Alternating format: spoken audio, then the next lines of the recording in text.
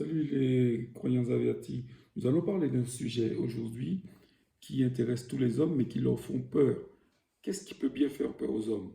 Je vous le donne en mille, la paternité. Je vous propose une série de 4 vidéos sur le sujet être père, être un meilleur père, les astuces, les expériences. Et aujourd'hui, nous allons parler papa, le père des pères. Abonne-toi, reste, mets les notifications et suis-moi. Bonjour, je suis Edouard, je suis coach aimé, apprécié, passionné et je crois que les promesses bibliques peuvent être appliquées dans la vie de façon concrète et non pas rester dans un livre. Alors aujourd'hui, pour le sujet du Père des Pères, bien sûr, nous allons parler de Dieu car je crois que Dieu existe et, euh, et que je l'ai trouvé, moi, dans la Bible, autour de moi et dans la nature. Pour ceux qui ne croient pas dans la Bible, je vous dirais simplement qu'effectivement, si vous cherchez un livre historique, la Bible n'est pas un livre historique. Si vous cherchez un livre de mathématiques et de sciences, la Bible n'est pas un livre de sciences. La Bible, c'est un tout autre livre et qui répond à un besoin qui est l'un des plus grands besoins qui soit, c'est-à-dire l'amour d'un père, l'amour paternel. Et beaucoup d'entre vous qui m'écoutez aujourd'hui, vous savez ce que c'est que de vivre sans père. Quand on n'a pas connu son père, quand on l'a perdu très tôt, quand on a eu un père absent, quand on n'a pas eu d'héritage, qu'il n'a jamais joué avec nous ou qu'il ne nous a jamais éduqués, quand on a été laissé pour compte, quand il ne s'est pas occupé de nous. Et à notre tour, quand nous devenons grands, nous sommes affolés à l'idée d'être père et d'être un bon père. Beaucoup d'hommes ne veulent pas être père à cause de cela, parce qu'ils ne veulent pas reproduire ce qui leur est arrivé. Et parfois, ils refusent même d'être un couple à cause de cela, parce que leur compagne veut un enfant.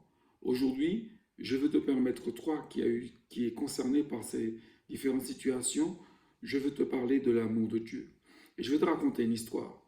Il y a un homme très puissant qui dirigeait plusieurs planètes dans l'univers.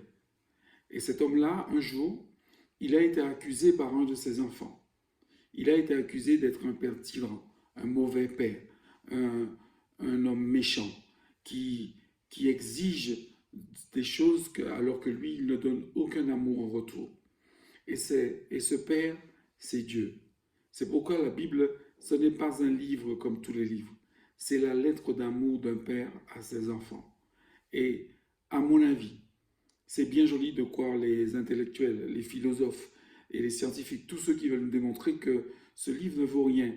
Mais si tu cherches des erreurs dans la Bible, tu vas les trouver. Rassure-toi, tu vas les trouver. Autant dans les synoptiques des évangiles que dans tout l'Ancien Testament. Mais la Bible, depuis quand les lettres d'amour sont des lettres exactes? Je crois que ce qui est plus important pour nous, c'est de découvrir qu'on a quelqu'un qui nous aime. Et surtout pour ceux qui n'ont jamais connu leur père, de savoir en fait que vous avez un père qui vous aime et qui est là. Et vous pouvez le découvrir à travers la Bible, vous pouvez le découvrir à travers les manifestations de ce qu'il fait. Oui, je sais tout de suite la question qui va venir, oui, mais c'est pas un bon père. Parce que si c'était un bon père, il n'y aurait pas eu tout ça de misère sous la terre, il n'y aurait pas eu tout ça de famine, tout ça de guerre. Mais un bon père, sachez-le, n'est pas un père tyran. Dieu nous a laissé le libre arbitre, le choix. Il nous a donné le choix.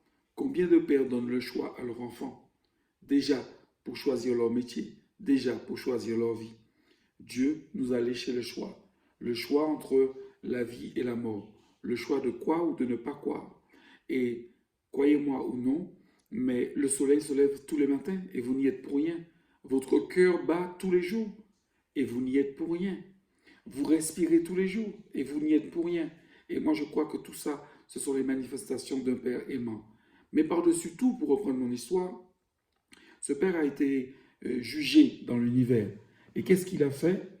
Eh bien, il a essayé de plaider avec ceux qui le condamnaient, qui l'accusaient, pardon. Et il a envoyé sur terre son fils, un de ses fils, pour prouver qu'il nous aime. Et dans l'histoire biblique, ce fils, c'est Jésus. L'histoire de Jésus, c'est l'histoire d'un père qui a promulgué des lois et qui ne peut pas changer les lois parce que les lois ne lui conviennent plus.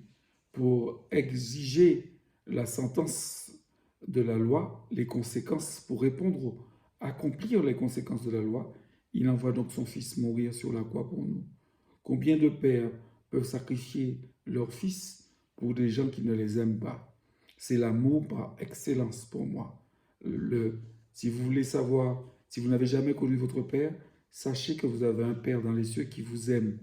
Et sachant cela, ça vous donne la force de réussir votre vie, que vous n'êtes pas seul, que vous êtes aimé. Et tous les jours, vous pouvez lui parler. Et si vous n'y croyez pas, donc je vous invite à faire un petit test rapide, hein. Faites cette prière simple. Dieu, tu m'aimes? Et attendez la réponse. À bientôt. Et suivez-moi sur cette petite série de 4 vidéos sur l'amour paternel.